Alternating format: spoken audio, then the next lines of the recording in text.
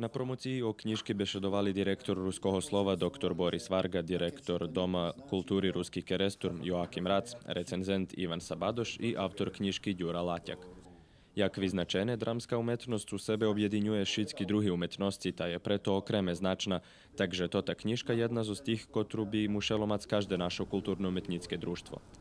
Monografija važna i preto, že na jednim mesce pozberani podatki o šitskih memorijaloh od samih počatkoh ponješka, dava i kratki biografiji naših vyznačnih glumcoh i teatralnih dijačoh, a šitsko dopoljnjene zo zbohatu fotodokumentaciju, co značne i jak historijni i jak kulturni skarb.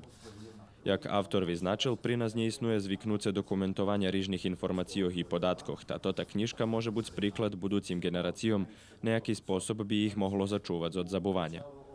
Monografija vydata jak zajednické vydanie Ruskого slova za vodu za kulturu vojvoďanských Rusnacoh i Doma kultúry Ruski Kerestur z nahody juvileju 50 rokov dramského memoriála Petra Rizniča Ďadích, kotri označení toho roku. Perša promocija otrimana štretkom toho mešaca u Dome kultúry u Ruskim Keresture, a u plánu i promociji po druhých našich mestoch.